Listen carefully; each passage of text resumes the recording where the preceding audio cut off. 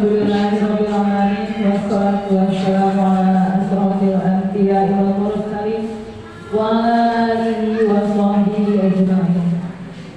Pertama sekali marilah kita mengucapkan puji syukur kita kehadirat Allah Subhanahu wa taala yang mana pada kesempatan pada siang yang berbahagia ini kita masih diberikan nikmat kesehatan dan nikmat kesempatan untuk kita dapat berkumpul bersama-sama di ruang kelas yang kita cintai ini.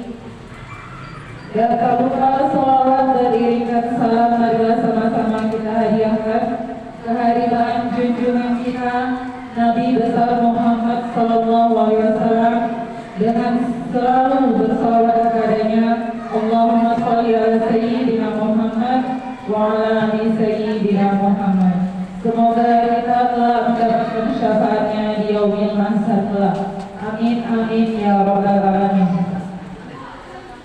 Bapak yang saya hormati, Ibu Kepala Sekolah SD Negeri 133406 dan yang kami hormati Bapak Ibu guru hebat yang hadir pada siang hari ini.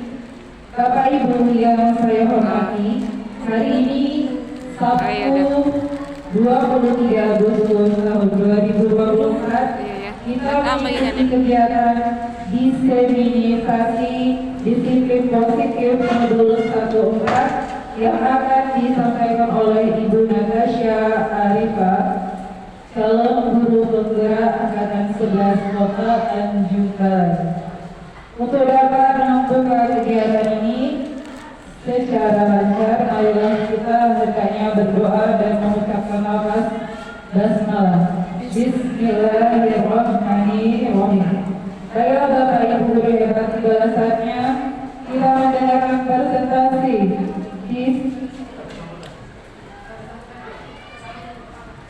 Baiklah Bapak Ibu, untuk membuka acara diseminasi pada siang hari ini, kami persilakan kepada Ibu Kepala Sekolah SD Negeri 132406 untuk membuka acara pada siang hari ini. Kepada Ibu kami persilakan dengan segala hormat.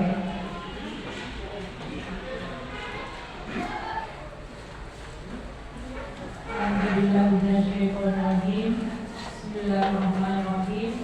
Assalamualaikum warahmatullahi wabarakatuh. Selamat pagi, siang, salam sejahtera bagi kita semua.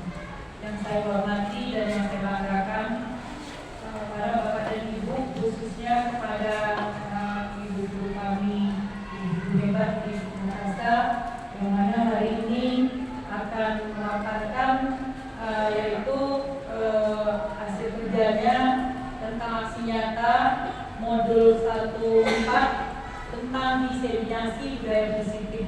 Mudah-mudahan nanti apa yang dipaparkan Ibu Natasha bisa kita saluti bersama-sama, bisa kita laksanakan di lapangan. Itu yang sangat kita harapkan. Pertama-tama mari kita mengucap puji syukur kehadiran Allah Subhanahu wa taala, salawat dan salam kepada junjungan kita Rasulullah sallallahu alaihi wasallam, yang mana jauh di masa telah kita sangat mengharapkan syafaat dari beliau. Baiklah Bapak dan Ibu, saya tak banyak lagi memberikan kata-kata sambutan karena tadi di awal sudah saya mulai. Nah, tetapi di sini Ibu lihat Ibu Natasha, kemudian Ibu Rima, yang mana sudah menjadi calon guru penggerak angkatan 11 ya Bu. Nah, mulai bergerak, ya saya sebagai pemimpin sekolah ini, sebagai pimpinan, saya juga sudah melihat banyak perubahan-perubahan yang terjadi pada ketika mereka sudah terpilih menjadi calon guru penggerak. Jadi untuk itu tepuk tangan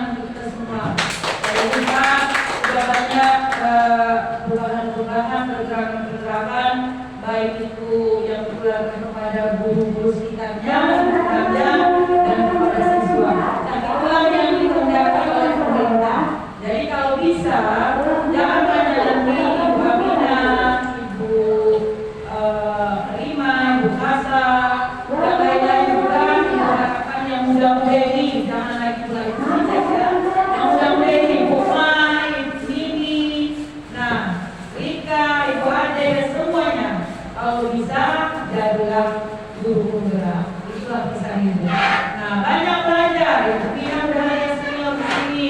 Abdullah juga senior kita, pengawas kita. Boleh bertanya pada mereka supaya nanti semua bisa kita menjadi guru penggerak. Kalau kamu sama uji jami, maka kamu bisa ini. Tak ada kalau kamu harus jadi guru penggerak, sudahlah. Tapi kalau macam kamu nanti, kalau kamu mau naik ke jenjang yang lebih di atas lagi, kamu harus melalui guru penggerak. Jadi syaratnya sekarang nih Pak Ibu, tak bisa kita pungkiri itu lagi ya Pak Ijal. Nah, kalau Pak Ijal, saya, Bu Cijal, udahlah kita menemukan yang kami ini. Iya, karena 5 tahun lagi Pak Ijal tak lama lagi itu. Nah, kalau Bu Cijal dan tinggal 20 hari, kalau kami menunggu tahun Bapak Ijal, hampir sebayanya kami. Nah, jadi saya tekankan, saya ajak, saya motivasi, sugesti, semua guru-guru muda, mari kita bergerak. Mari kita buat yang terbaik untuk anak bangsa ini. Tak salah kita. Nah, jadi itu yang bisa saya ungkapkan pada hari ini. Itu yang bisa saya pesankan kepada guru-guru hebat saya. Mudah-mudahan apa yang kita perbuat hari ini bermanfaat untuk terutama kepada siswa-siswi kita yang ada di sekolah ini. Assalamualaikum warahmatullahi wabarakatuh. Waalaikumsalam warahmatullahi wabarakatuh. Terima kasih kami ucapkan kepada Ibu Kepala SD Negeri 13246 telah membuka acara diseminasi isi depositi modul 1 yang akan disampaikan oleh Ibu Natasha Rifa SPD. Selanjutnya, mari kita masuk ke acara berikutnya untuk mendengarkan presentasi diseminasi positif dari Ibu Natasha Rifa SPD, calon guru penggerak angkatan 11 Kota Tanjung Barat. Kepada Ibu kami persilakan.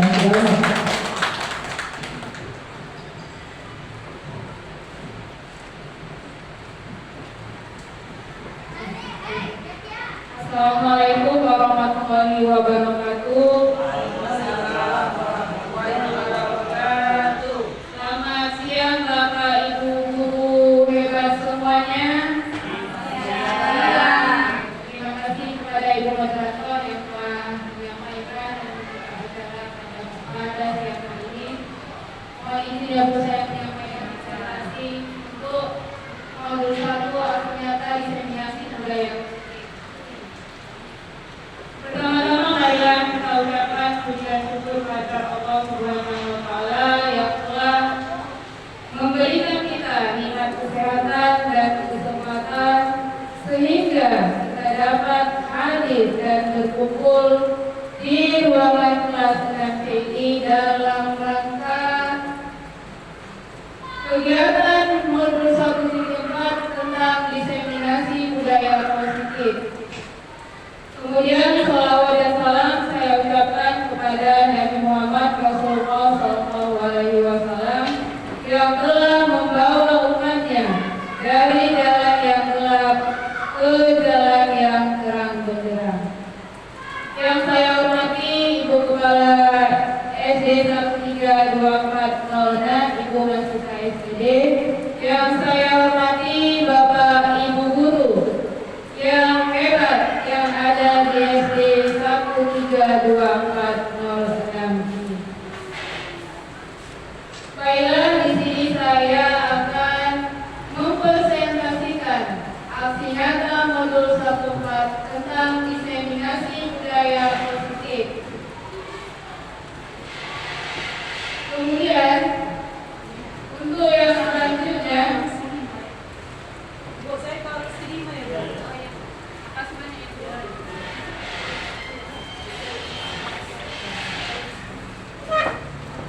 di sini saya berdiri bukan bermaksud untuk menggurui Bapak Ibu guru semuanya. Di sini saya untuk tugas saya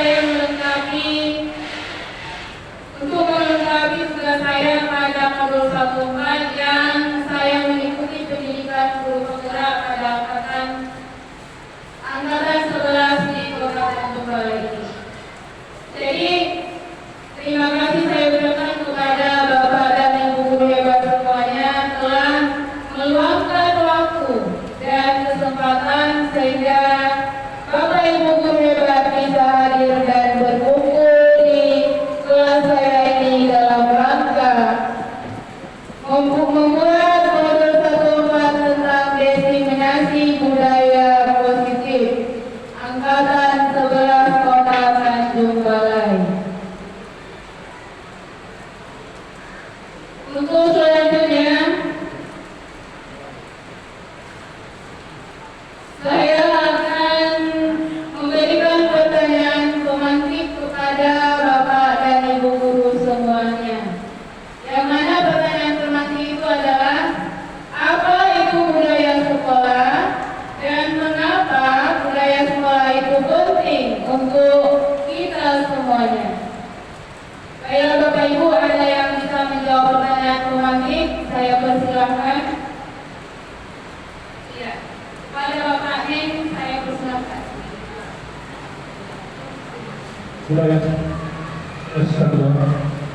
apa itu budaya sekolah? Budaya sekolah adalah hal-hal positif yang sering dilakukan oleh pendidikan sekolah. Karena mengapa budaya sekolah itu penting? Karena dari budaya sekolah itu masyarakat menganggap bahwa sekolah itu adalah sekolah yang luar biasa. Kekurangan kepada Bapak Prinsipa Menggora yang telah menjawab pertanyaan pemantik pada slide yang kedua. Baiklah, apa itu budaya positif? Budaya positif adalah nilai-nilai keyakinan dan kebiasaan yang ada di sekolah kita berpihak pada murid sehingga murid dapat berkembang menjadi pribadi yang kritis dengan penuh rasa hormat dan bertanggung jawab. Itu adalah pengertian dari nilai budaya positif. Terus mengapa penting budaya sekolah itu ada di dalam sekolah kita? Karena budaya positif itu adalah budaya-budaya yang berisi dengan nilai-nilai kebajikan. Contohnya seperti kegiatan yang telah kita lakukan pada hari Rabu, pada hari Kamis kemarin, yaitu gerakan literasi. Yaitu gerakan literasi yang sudah kita terapkan pada hari Kamis, yang mana seluruh anak dari kelas 1 sampai dengan kelas 6 telah melaksanakan kegiatan literasi dengan membaca buku. Setelah mereka membaca, mereka akan menjelaskan dan menyimpulkan apa yang telah mereka baca itu. Itu merupakan salah satu budaya positif yang ada di sekolah SD 13246 Talenam. Kemudian salah satunya lagi ada hari Senin, hari Selasa, Senin kita melaksanakan upacara bendera. Kemudian hari Selasa kita melaksanakan yang namanya menyanyikan lagu wajib dan lagu daerah yang ada di daerah kita masing-masing. Dan pada hari Rabu kita melaksanakan senam dari kelas 1 sampai dengan kelas 6. Kemudian untuk hari Kamisnya, budaya positif yang ada di SD 13246 yaitu gerakan literasi, membaca dan mempertunjukkan segala kreativitas yang ada pada anak. Kemudian pada hari Jumat kita melaksanakan bina mental yang dilaksanakan oleh dan dibimbing oleh Bapak Agama dan Ibu Guru Agama. Kemudian pada hari Sabtu kita ada kegiatan unjuk kebolehan, yang mana setiap kreativitas anak akan ditampilkan pada setiap hari Sabtu.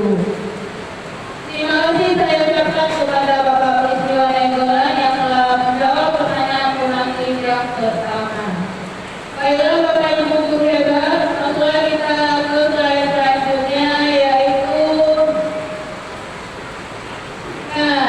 Ini tadi dokumentasi dari kegiatan budaya positif yang ada di SD 13806. Ini ada kegiatan literasi oleh anak murid, kemudian ini kegiatan literasi pada hari Kamis yang dilakukan oleh murid, kemudian ini membudayakan yang namanya gerakan 5S. Apa itu 5S? Senyum, sapa, salam, sopan, dan santun. Ya kan? Kemudian ini foto saya ibu-ibu. Foto ibu-ibu tidak saya masukkan ya, karena tidak muat untuk slide-slide-nya terlalu banyak nanti. Kemudian untuk gambar yang keempat ini adalah foto Bapak Ibu guru hebat yang sedang melakukan gerakan literasi. Dan yang terakhir ini adalah gerakan bina mental setiap Jumat yang dilaksanakan oleh Bapak Agama, Bapak Kamilja. Baiklah, selanjutnya kita masuk kepada materi konsep inti budaya positif. Selama lebih kurang 2 bulan saya menjalani pendidikan guru penggerak, Bapak Ibu, saya telah mendapat pelajaran dari guru penggerak yang mana yang telah saya pelajari itu ada mengenai konsep inti budaya positif pada modul 1.4. Pada modul 1.2 itu kami mempelajari tentang pendidikan menurut Ki Hajar Dewantara. Itu sudah berlalu. Dan untuk sekarang kami mempelajari konsep inti budaya positif. Yang mana konsep budaya positif itu ada 8 yang telah kami pelajari. Yang pertama, perubahan paradigma belajar. Yang kedua, disiplin guru. Kemudian yang ketiga, nilai-nilai kebajikan. Yang keempat, 5 posisi kontrol guru. Nah, nanti ada saya jelaskan 5 posisi kontrol guru. Nanti apa saja yang 5 itu ada di situ sebagai teman, ada sebagai membuat merasa bersalah, ada sebagai pemantau, ada sebagai manajer. Ya kan? Kemudian untuk guru seharusnya kita membudayakan yang namanya kita sebagai posisi kontrol guru sebagai manajer. Itu adalah posisi guru, posisi dengan posisi yang terbaik. Kemudian kebutuhan dasar manusia. Kemudian motivasi perilaku manusia, dan terakhir ada segitiga restitusi. Itu adalah konsep inti budaya positif yang ada pada modul 1.4. Untuk selanjutnya, nah di sini ada sedikit ice breaking untuk Bapak dan Ibu. Harusnya saya membuat ice breakingnya video, ya kan Bapak Ibu, mungkin tidak saya masukkan pada slide yang selanjutnya. Maka di sini ada saya buat ice breaking tentang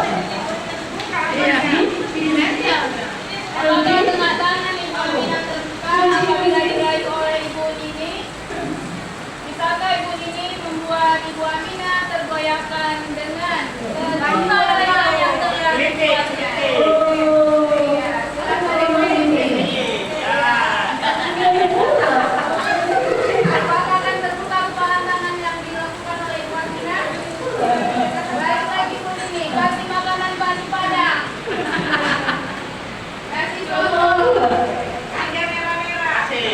Wah, wah. Sudah tempel dan udah. Mana itu? Kasih 5 Suka. Dan suka, duit tak suka. Nah, itu memang nggak ada. Apa gitu ya? Kalau sudah menyerah ini, Sudah. tepuk tangan kepada Ibu Nini dan Ibu Nini.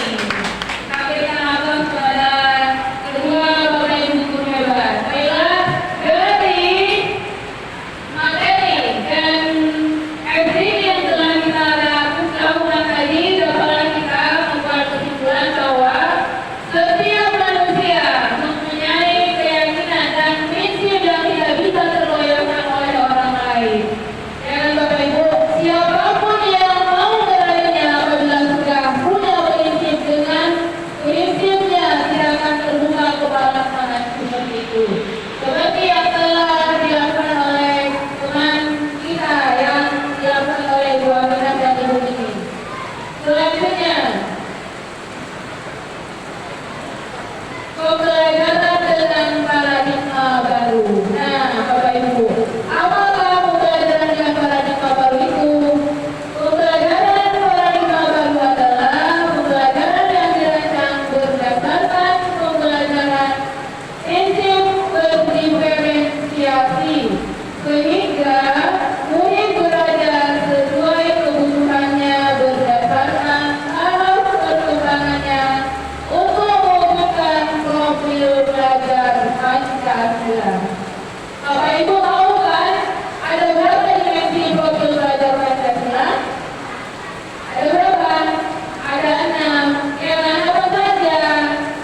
Yang pertama, beriman dan bertakwa kepada Tuhan Yang Maha Esa. Kemudian mandiri, kemudian bernalar kritis, berkebinekaan global, gotong royong dan kreatif. Nah, ada yang ingatkan Bapak Ibu? Ada. Coba kita nyanyikan bersama-sama supaya Bapak Ibu tidak mengaku dalam kegiatan diskriminasi ini. Ayo kita api, silakan berdiri. Silakan kepada Ibu untuk memandu Ibu main untuk memandu lagu belajar Pancasila dengan gerakan.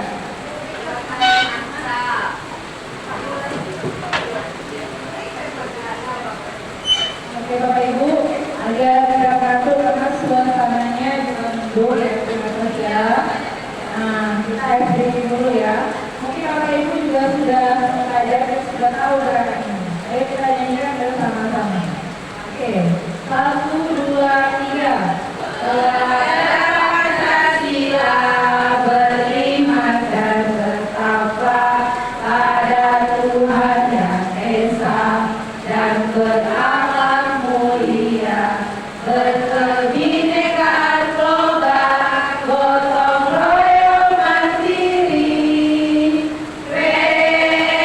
kreatif dan bernalar kritis. Boleh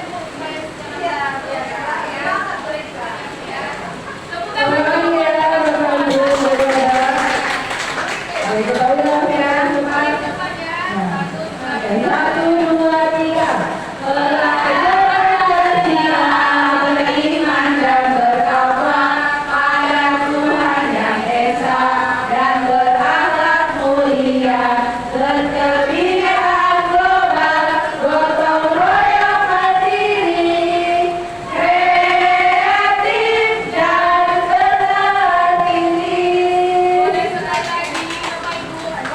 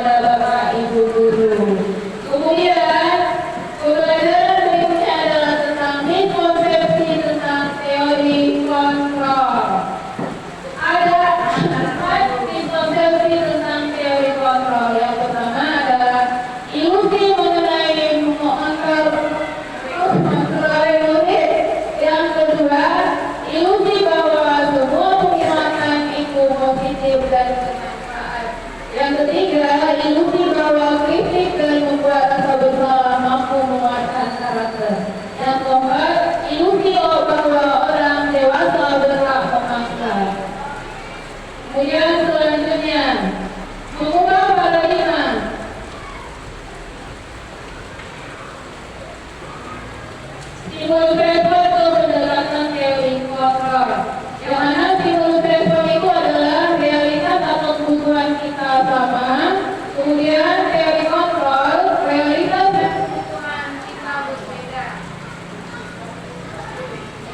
Yang kedua, semua orang melihat hal yang sama. Kemudian pada teori kontrol setiap orang memiliki gambaran yang berbeda. Dan yang ketiga pada pendekatan stimulus respon, kita mencoba mengubah agar orang berpandangan sama dengan kita. Seharusnya setiap orang itu berbeda pandangannya, dan Bapak Ibu tidak semua pandangan orang itu sama. Contohnya kita, kalau kita melihat memandang sekolah kita dari luar, ada yang kita nampak ruang kepala sekolah, kemudian ada pandangan orang, ada yang melihat ruang kelas langsing. Jadi setiap orang memiliki pandangan yang berbeda-beda. Kemudian untuk teori kontrol, semua perilaku adalah memiliki tujuan. Yang keempat, orang lain bisa mengontrol saya pada stimulus respon. Dan pada teori kontrol, hanya Anda yang bisa mengontrol diri Anda sendiri. Nah, itulah yang kita lakukan tadi pada kepalan tangan yang sudah kita laksanakan. Ya kan? Hanya kita yang bisa membuka tangan atau kepalan tangan yang telah kita buat tadi. Tidak bisa dibuka orang lain. Dengan berjuta rayuan maut pun tidak akan terbuka. Kenapa? Karena setiap manusia mempunyai pandangan dan tidak bisa tergoyahkan oleh orang lain. Terus stimulus respon yang selanjutnya, saya bisa mengontrol orang lain, kemudian Anda tidak bisa mengontrol orang lain, dan yang terakhir, pemaksaan ada pada saat menunjukkan gagal, dan pada teori kontrol kolaborasi dan konsensus menciptakan pilihan baru. Selanjutnya, nah Bapak Ibu, adakah yang tahu apa itu disiplin? Bapak Ibu tahu nggak apa arti disiplin? Iya, Ibu Amina. Iya, disiplin peraturan yang dibuat. Apa ada lagi siapa yang bisa arti disiplin itu apa? Ya, saya jelaskan kepada Bapak Ibu. Apa itu disiplin dan makna disiplin? Disiplin itu berasal dari kata disiplina, yang mana artinya belajar. Yang mana disiplin mengacu pada disiplin diri yang paling utama. Ya, bagaimana contoh disiplin diri? Salah satunya adalah kita harus bertanggung jawab terhadap tugas yang telah kita laksanakan. Kemudian disiplin mengacu pada diri yang memiliki tanggung jawab terhadap apa saja yang dilakukan berdasarkan nilai-nilai yang diyakini. Kemudian disiplin positif merupakan salah satu cara penerapan disiplin yang bertujuan untuk menumbuhkan kesadaran serta memberdayakan murid tanpa imbalan dan penghargaan dan ancaman atau hukuman.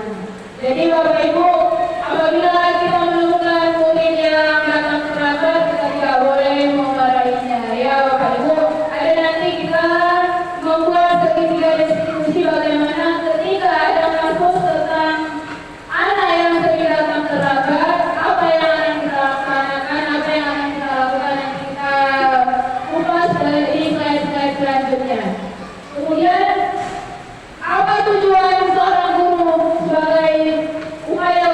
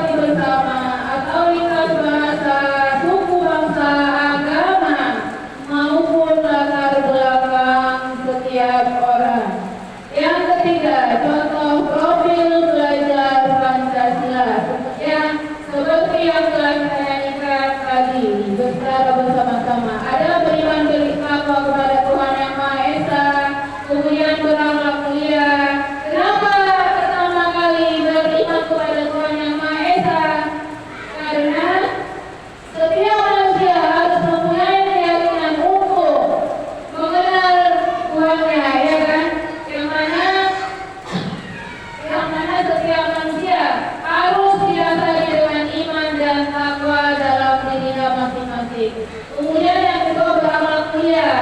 Setiap hari harus bisa menjadi manusia yang berkarakter dan beramal mulia. Salah satunya contohnya sopan terhadap guru, kemudian sopan terhadap orang lain, kemudian mempunyai tanggung jawab. Itu semua adalah contoh manusia yang beramal mulia.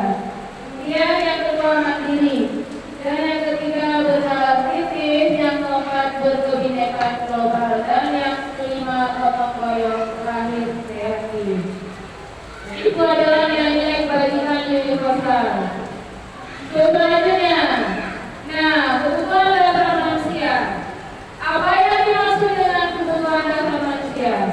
Kebutuhan dasar manusia adalah segala sesuatu yang kita lakukan untuk mendapatkan apa yang kita inginkan. Yang kedua, seluruh tindakan yang kita lakukan memiliki tujuan tertentu, dan semua usaha yang terbaik yang kita lakukan adalah dalam rangka dasar kita terpenuhi dengan baik. Selanjutnya,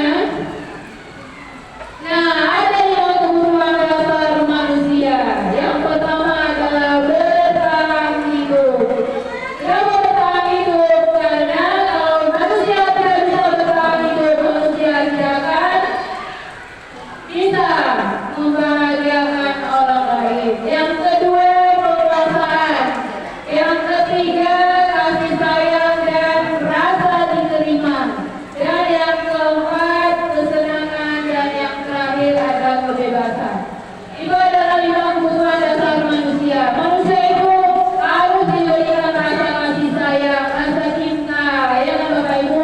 Karena setiap manusia yang tidak mengenal satu sama lain maka tidak akan pernah menyayangi dan mencintai.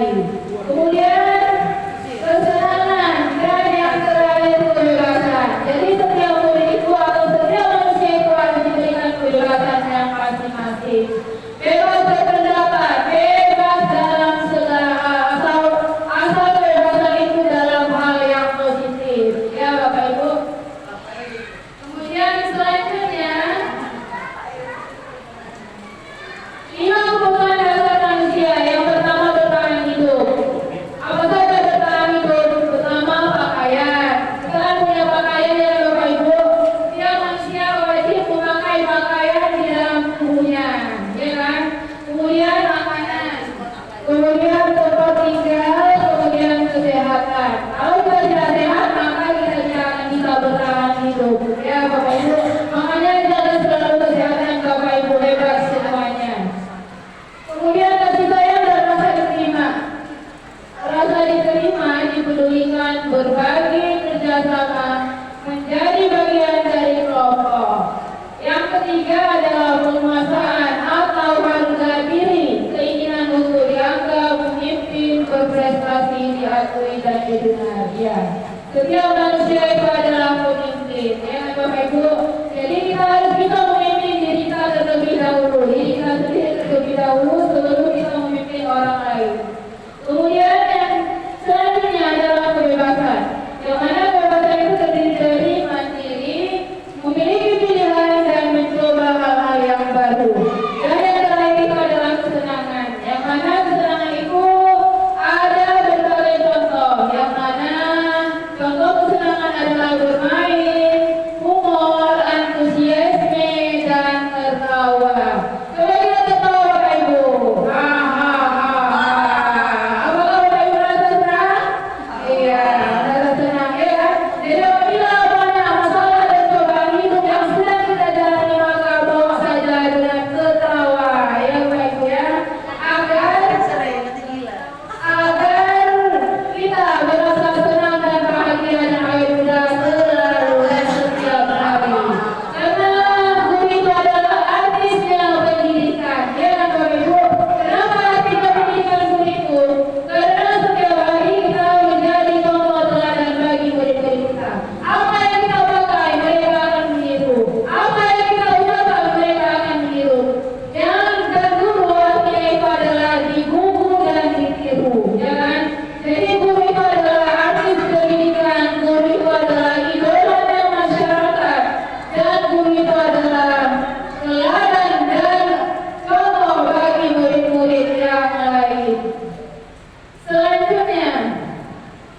Tiga motivasi perilaku manusia.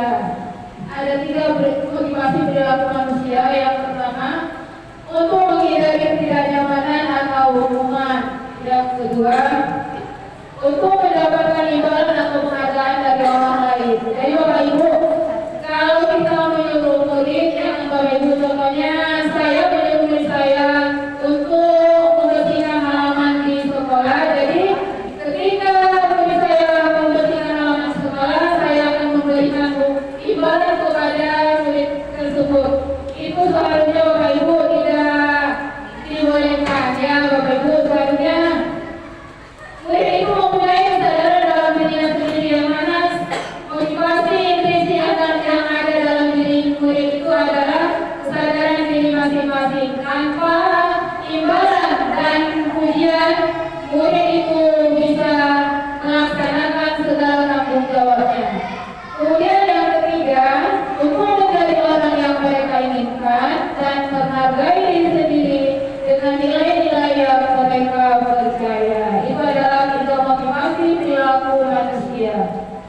Selanjutnya, perbedaan hukuman konsekuensi dan restitusi. Melotot, kemudian dari menunjuk-nunjuk dan menghardik, kemudian menanyakan kepada diri Anda, bagaimana perasaan murid bila guru berbicara seperti itu pada saat muridnya datang terlambat. Nah, itu merupakan salah satu teori dari penghukum. Nah, saya juga pernah melakukan yang namanya teori kontrol sebagai penghukum, ya kan Bapak Ibu. Dengan adanya pendidikan guru penggerak yang telah kami pelajari, yang telah kami laksanakan, jadi setidak-tidaknya kami bisa berproses menjadi guru yang tidak membuat anak muridnya merasa terbebani atau merasa tersakiti. Ya, kemudian apa hasilnya? Kemungkinan murid tersebut akan marah ketika kita menjadi seorang penghukum, dan mereka akan merasa dendam dan bersifat agresif. Bisa jadi sesudah kembali dulu murid tersebut akan mencoret-coret bukunya atau media tulisnya, lebih buruk lagi. Kemudian setelah sekolah, murid melihat motor atau mobil Bapak Ibu akan menggores kendaraan tersebut dengan paku, ya kan? Karena kita alami ya kan Bapak Ibu, pada saat kita menghukum murid, dia akan gondok kepada kita, dan suatu saat ketika pulang sekolah kita melihat bang kita kempes. Kenapa? Mungkin di dalam hati murid itu ada perasaan gondok, ya. Makanya kalau bisa, guru itu adalah sebagai manajer, bukan penghukum. Selanjutnya adalah membuat merasa bersalah. Nah, penjelasan dari membuat merasa bersalah adalah pada posisi ini biasanya guru akan bersuara lebih lembut, ya. Membuat rasa bersalah akan menggunakan keheningan yang membuat orang lain merasa tidak nyaman, bersalah dan rendah diri. Kata-kata yang keluar dengan lembut akan seperti, "Ibu sangat kecewa sekali denganmu. Berapa kali Bapak bilang, Bapak harus memberitahu kamu. Gimana coba kalau orang tua kamu tahu kamu berbuat begini?" Di posisi murid ini akan memiliki penilaian diri yang buruk tentang diri mereka, yang mana murid merasa tidak berharga karena telah mengecewakan orang yang telah disayanginya. Jadi apabila ada kesalahan yang telah dilakukan murid, guru haruslah menjadi manajer, ya Bapak Ibu. Selanjutnya adalah guru sebagai teman. Guru ini adalah pada posisi tidak akan menyakiti murid, namun akan tetap berupaya mengontrol murid melalui persuasi. Posisi teman pada guru bisa negatif atau positif. Positif di sini merupakan hubungan baik yang terjalin antara guru dan murid. Kemudian guru di posisi teman dengan menggunakan hubungan baik dan rumah untuk mempengaruhi ke seseorang. Hal negatif dari posisi teman adalah bila suatu saat guru tersebut tidak membantu, maka murid akan kecewa dan berkata, "Saya pikir Bapak Ibu teman saya." Murid merasa dikecewakan dan tidak mau lagi berusaha. Hal lain yang mungkin timbul adalah murid hanya akan berpindah ke guru dan tidak untuk guru lainnya. Dan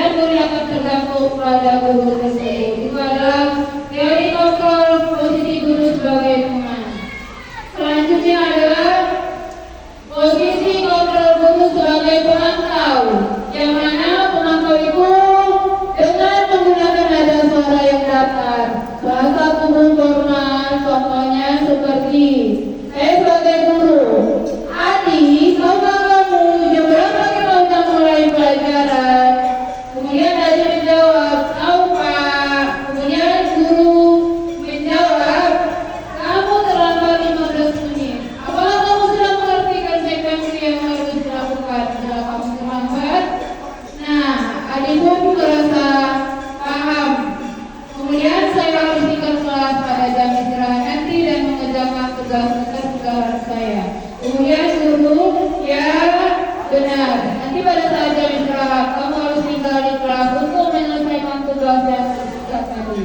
Saya tunggu bagaimana perasaan murid ketika diperlakukan seperti ini. Bagaimana perasaannya? Perasaannya akan sangat kecewa ya Bapak Ibu. Kemudian yang terakhir, posisi kontrol guru sebagai manajer. Nah ini tadi yang saya katakan bahwa guru itu harus menjadi manajer untuk murid-muridnya. Yang mana manajer itu adalah guru harus memberikan solusi dari segala permasalahan yang telah dibuat murid. Jadi posisi guru sebagai manajer adalah ketika berbuat sesuatu bersama dengan murid, mempersilahkan murid mempertanggungjawabkan perilakunya, mendukung murid agar dapat menemukan solusi dari permasalahannya sendiri. Kemudian seorang manajer itu telah memiliki keterampilan di posisi teman maupun pemantau. Dan dengan demikian bisa jadi di waktu-waktu tertentu kembali pada kedua posisi tersebut bila diperlukan. Pada posisi manajer boleh diajar untuk menganalisis kebutuhan dirinya maupun kebutuhan orang lain. Nah, di sini penekanan bukan pada kemampuan bagaimana memperbaiki kesalahan yang ada. Bahkan tugas seorang manajer adalah membimbing murid untuk mengatur dirinya, kemudian memberikan solusi kepada murid dan yang terakhir mengembalikan murid kepada kelompoknya sehingga murid merasa bertanggung jawab dan merasa memiliki pribadi yang lebih baik dan pribadi yang kuat. Nah untuk selanjutnya kemudian manajer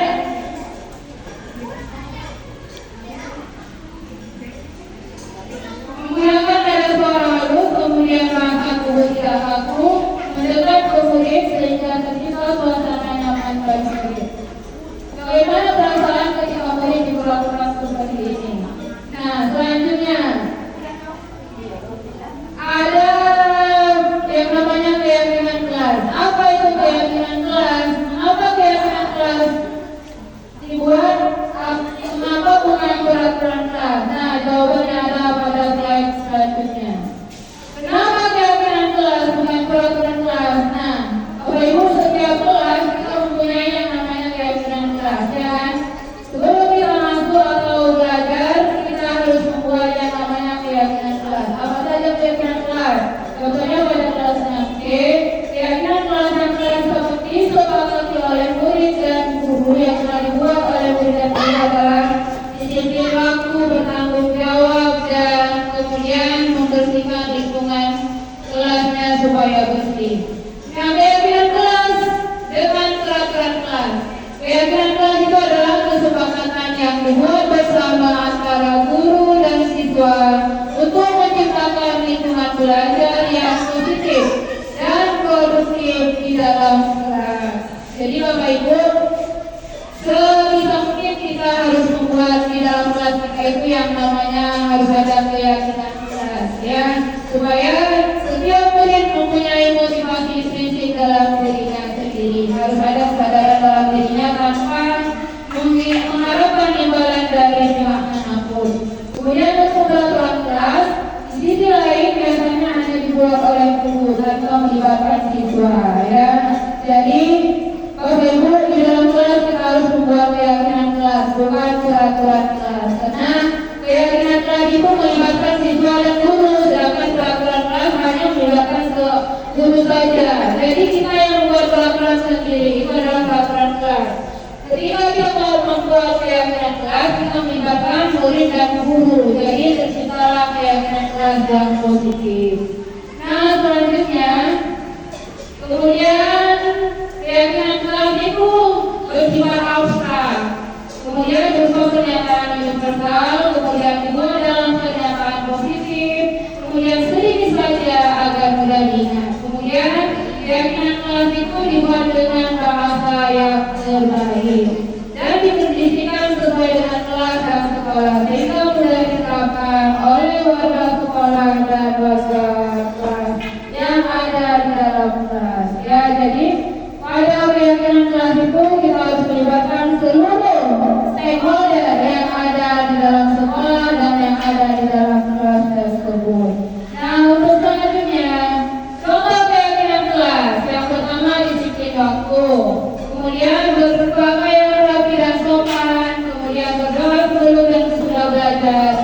Kemudian siap untuk belajar baik sebagai sumber belajar ataupun alat belajar. Kemudian tunjuk tangan ketika ingin berbicara. Kemudian belajar dengan semangat, ramah dan sopan santun, dan yang terakhir menjaga kebersihan lingkungan sekolah. Selanjutnya, segitiga restitusi, dan yang ini yang terakhir Bapak Ibu, segitiga restitusi. Seperti yang telah saya utarakan pada pembukaan atau pada slide yang pertama tadi, ketika ada masalah atau kasus-kasus yang telah dibuat atau yang telah disepakati dan yang telah dilaksanakan oleh siswa, maka kita harus membuat yang namanya segitiga restitusi. Tadi kan sudah tahu Bapak Ibu apa restitusi itu? Restitusi adalah proses menciptakan kondisi bagi murid untuk memperbaiki kesalahan mereka, sehingga mereka bisa kembali ke kelompok mereka dengan karakter yang lebih kuat. Itu menurut Diane Gofret. Ya Bapak Ibu, restitusi adalah proses menciptakan solusi yang lebih baik kepada murid. Selanjutnya adalah pada segitiga restitusi. Nah, ini gambar apa Bapak Ibu? Segitiga, ya bukan segitiga berguna ya Bapak Ibu, segitiga ya. Ini namanya segitiga sama sisi. Ya, kenapa? Karena ketiga sisinya sama panjang. Samping kanan sampai kiri dan bawah sama panjang. Makanya segitiga restitusi itu ada 3 tahapan yang ada dalam segitiga restitusi. Apa saja? Yang pertama menstabilkan identitas. Yang kedua apa? Yang kedua adalah validasi tindakan yang salah, dan yang ketiga adalah menanyakan keyakinan kelas. Itu adalah tahapan dari segitiga restitusi. Nah, contoh menstabilkan identitas yang mana kata-katanya setiap orang pasti pernah melakukan kesalahan. Ya kan Bapak Ibu? Kemudian kamu bukan satu-satunya yang pernah melakukan ini. Jadi apabila ada kasus pada murid, kita yang pertama adalah menstabilkan identitas. Bagaimana caranya? Kita bertanya kepada murid itu, nah kamu kenapa melakukan ini? Nah kamu kenapa terasa begini? Apa masalahnya? Nah itu contoh daripada menstabilkan identitas. Kemudian validasi tindakan yang salah. Apa contoh kalimatnya? Contoh kalimatnya ini Bapak Ibu. Kamu tentu punya alasan mengapa melakukan itu. Kemudian adakah cara yang lebih efektif untuk mendapatkan apa yang kamu butuhkan? Pada validasi tindakan yang salah itu kita bertanya kepada murid. Nah, contohnya seperti ini. Nah, kenapa kamu terlambat? Kamu punya alasan kenapa kamu terlambat. Kemudian menjawab, saya terlambat karena mungkin ban saya pada saat saya mau ke sekolah ban saya bocor. Kemudian pada saat ke sekolah hujan, ya kan? Makanya validasi tindakan yang salah itu adalah menanya alasan bagaimana bisa melakukan hal itu. Kemudian yang terakhir adalah menanyakan keyakinan. Dan pada saat menanyakan keyakinan, seorang guru harus menanyakan keyakinan apa yang telah kita sepakati. Kemudian yang kedua, nah kamu ingin menjadi manusia yang seperti apa ketika kamu melakukan kesalahan. Nah itu adalah sebuah tahapan dari segitiga restitusi. Jadi ada 3 ya. Yang pertama menstabilkan identitas, yang kedua validasi tindakan yang salah, dan yang ketiga menanyakan keyakinan kelas. Itu adalah tahapan dari segitiga restitusi. Selanjutnya adalah pada menstabilkan identitas berdasarkan prinsip membuat kesalahan adalah bagian dari proses pembelajaran. Ya. Jadi ketika murid berbuat salah, tidak apa-apa ya Bapak Ibu, itu merupakan proses dari sebuah kesalahan, bagian dari proses pembelajaran. Contohnya adalah kata-katanya berbuat salah itu wajar, tidak ada manusia yang sempurna. Dan Bapak Ibu juga pernah melakukan itu. Kemudian Bapak dan Ibu mau mencari siapa yang salah dan siapa yang benar. Kemudian Bapak Ibu perlu akan memberi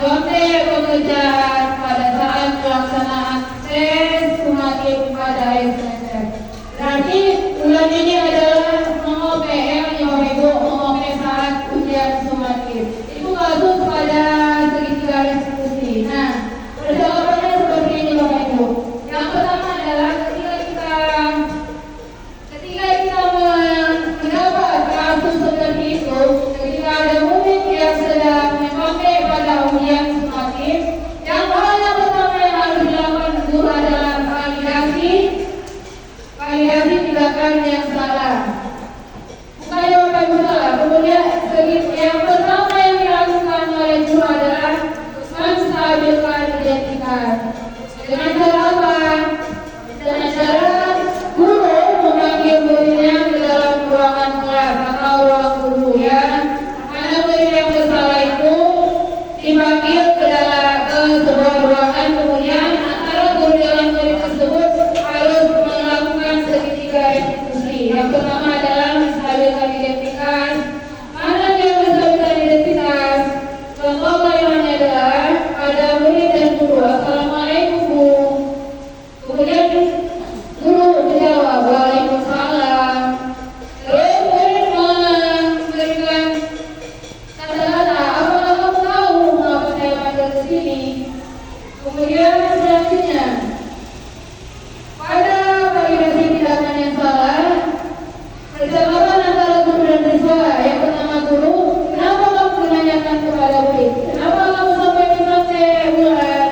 Kemudian siswa menjawab, karena pelajarannya begitu sulit. Jadi saya memutuskan untuk membawa catatan kecil kami. Minta maaf ya bu. Itu adalah kata-kata yang telah diucapkan bulan pada saat validasi tindakan yang salah. Dia tahu apa kesalahan yang telah dibuatnya ya. Kemudian guru bertanya, tindakan itu benar atau salah bulan? Jadi bulan menjawab, itu tindakan yang salah. Kenapa tindakan yang salah? Karena kita sebagai seorang siswa ketika ujian semakin telah dimulai, maka seorang siswa harus belajar di rumah ya. Kemudian yang terakhir menanyakan keyakinan. Kalimatnya adalah, nah untuk kedepannya apa yang kamu lakukan saat ujian berlangsung itu adalah menanyakan keyakinan pada bulan tersebut. Maka Ulan menjawab, saya akan belajar lebih tekun dan bertanya kepada guru mata pelajaran apabila saya belum paham tentang materi pembelajaran. Nah, guru menjawab, bagus. Ibu akan dengan senang hati membantu kalian. Itu adalah jawaban guru pada menanyakan keyakinan kelas yang terakhir. Nah, ini sudah saya terapkan pada murid saya di kelas 6C. Ya Bapak Ibu, ada sebuah kasus yang terjadi pada kelas 6C, yang mana kasus ini adalah ketika murid yang bernama Rara yang sedang berada di kelas 6C, dia tidak mengikuti aturan yang ketika pulang sekolah dia lari, tidak piket. Jadi yang saya lakukan adalah yang pertama memanggilnya ke dalam sebuah ruangan.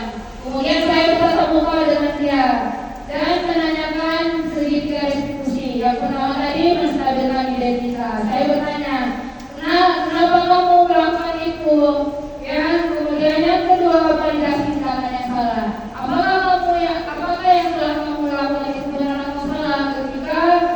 Ketika sudah tanggung jawab piket, kemudian kamu lari. Nah, itu adalah contoh menanyakan merasa bersalah. Kemudian yang terakhir adalah menanyakan keyakinan keras.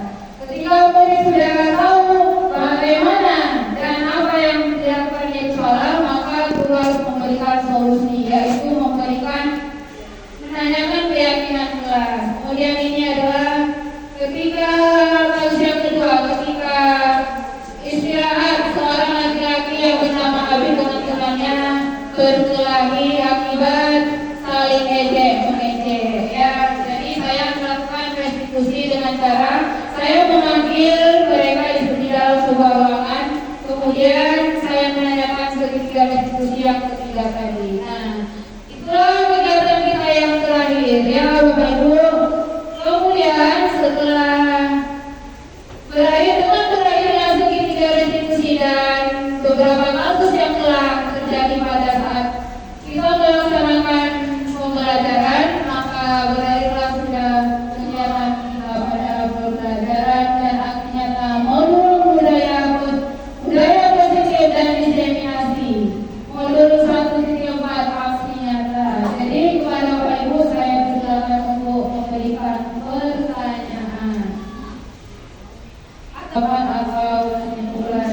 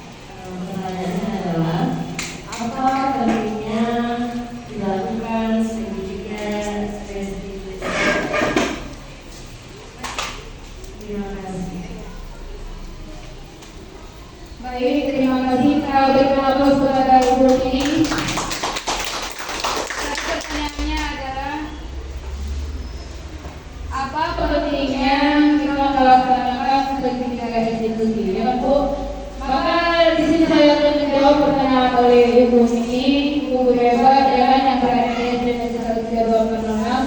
Mengapa pentingnya segitiga restitusi di dalam kelas?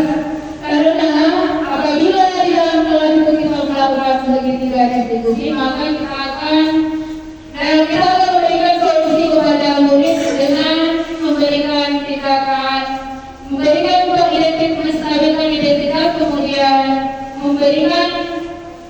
membuat merasa bersalah, kemudian yang terakhir dengan menanya keyakinan kelas. Dan saya ulangi, ketika kita melakukan segitiga restitusi kepada murid, maka murid akan mendapat solusi dari permasalahan yang telah dihadapinya. Dengan 3 tahapan yang telah kita sepakati tadi, ada menstabilkan identitas, kemudian validasi tindakan yang salah, dan yang terakhir adalah menanya keyakinan kelas. Nah, seperti itu jawaban dari saya. Terima kasih kepada Ibu Sri.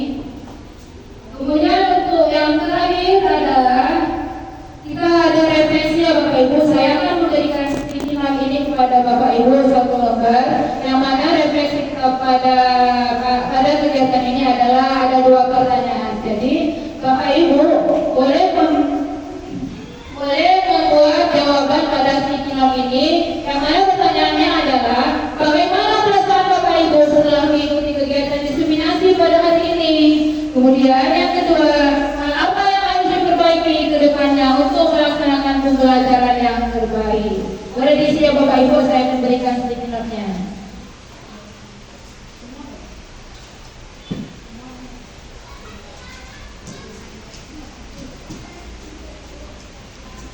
Setelah diisi, kemudian kita kumpul dan saya akan membacakan kegiatan refleksi bagaimana perasaan Bapak Ibu setelah melakukan kegiatan dan mendapatkan pembelajaran pada kegiatan diseminasi pada hari ini. Dan selesai, saya kasih waktu 20 detik saja.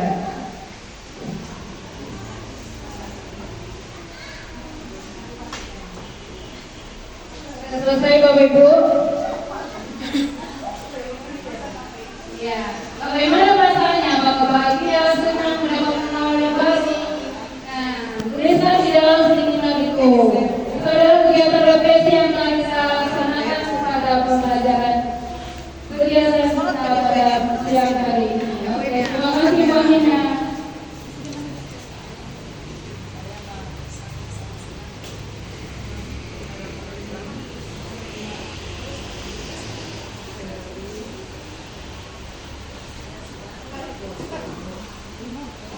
Udah siap tak siap di kumpul.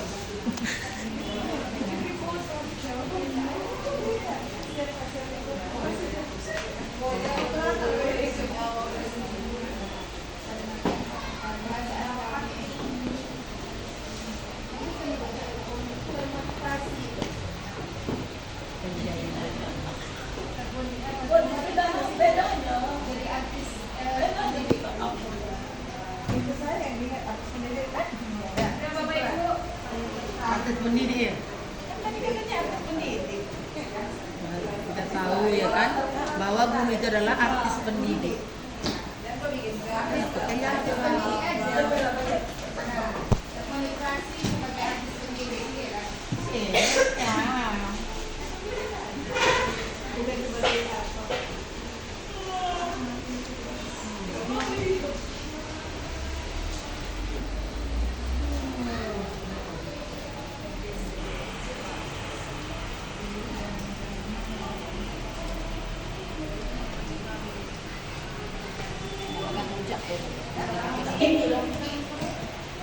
Jawaban yang pertama oleh Ibu Aminah, yang mana pertanyaannya adalah bagaimana perasaan Bapak Ibu setelah mengikuti kegiatan hari ini. Hari ini saya merasa bahagia dan senang karena telah mempelajari ilmu baru, yaitu mengenai budaya positif yang ada di sekolah. Kemudian di kelas saya, di sekolah dan di kelas saya dari narasumber Ibu saya. Ya, terima kasih oleh Ibu Aminah. Ya, kemudian dari Ibu Rita Pernari, yang refleksinya pada hari ini adalah saya merasa sangat bahagia dan sangat senang karena saya banyak mendapatkan ilmu. Sehingga saya tertarik mengikuti sebagai pengajar praktik. Keren, luar biasa. Kemudian jawaban dari Ibu Maisaro. Perasaan saya percaya bahwa murid adalah anak-anak yang menjadi calon generasi di masa depan yang memiliki potensi yang dapat dikembangkan sesuai dengan minat dan karakter dan berakhlak yang cerdas. Ya, Bagus, bagus. luar biasa jawabannya ya Bapak Ibu. Kemudian jawaban dari Ibu Maharani. Saya termotivasi menjadi artis pendidik setelah saya mengikuti kegiatan diseminasi kegiatan kehidupan budaya. Dan yang terakhir refleksi dari Mendani MAD ya.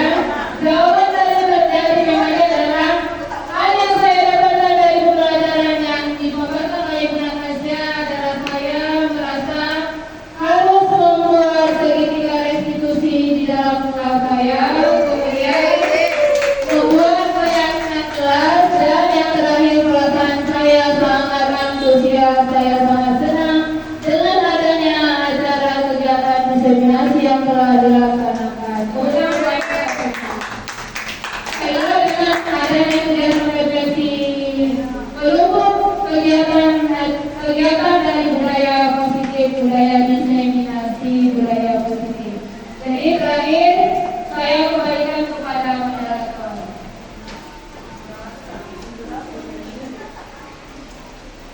Ya, terima kasih kami ucapkan kepada Ibu Natasha Arifah SPD, calon guru penggerak Angkatan 11 Kota Tanjung Balai atas presentasinya tentang diseminasi budaya positif pada modul 1.4 pada siang yang berbahagia ini. Semoga apa yang disampaikan oleh Ibu Natasha Arifah dapat menjadi motivasi dan semangat kepada kita semua. Terima kasih untuk semuanya. Salam guru penggerak, bergerak, bergerak dan